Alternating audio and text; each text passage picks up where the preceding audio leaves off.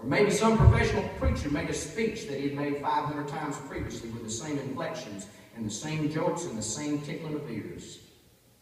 John Wesley destroyed his messages after a short period of time and said he needed to quit preaching if he didn't become a better preacher after a while. I read that and it made me think. Again, God measures good service by obedience better than sacrifice. Matthew 26 and verse 40 said, He cometh unto his disciples and findeth them asleep, saith unto Peter, What, could you not watch with me 1 hour? Ladies and gentlemen, as leaders tonight, and I'm preaching to leaders tonight, or you wouldn't be here. That's right. We've got a great responsibility. Amen. We've got a serious responsibility. May we not be like Matthew 15 verse 14 says, Let them alone, they be blind leaders of the blind, if the blind lead the blind, they both fall in the ditch. I believe it's more serious tonight than we realize. Some of my convictions may not be your convictions. As Brother Lester Roloff said, if you ain't got some, take some of mine. They'll do some good. It won't hurt you. As John Paul Jones said when he was in the battle, September 23rd, 1779, some of Jones's men cried for surrender. But not John Paul Jones. Captain Richard Pearson, the Serapis, asked Jones if he had surrendered, and Jones uttered the immortal words, I have not yet begun to fight.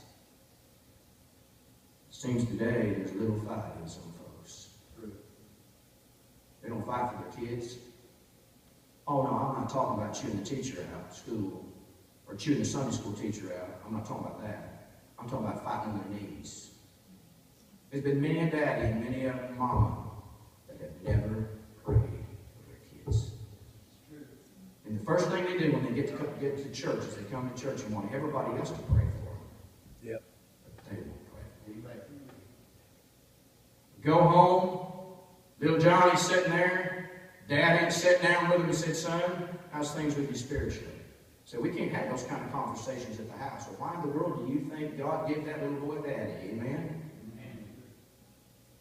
Can't read the Bible with him, but you buy him a stupid cell phone so he can text all of his girlfriends and all of his friends, and they can talk about all kinds of ungodliness and wickedness. It's the stupid thing in the world to buy a kid a cell phone like that so he can do that. Prayer, seriousness. We're in a battle tonight. We don't have to mess up. Neither do our young people have to mess up. But I tell you what the leaders have to do. We've got to sober up. We've got to check up. We've got to pray up. We've got to fess up. We've got to get up. And we've got to look up.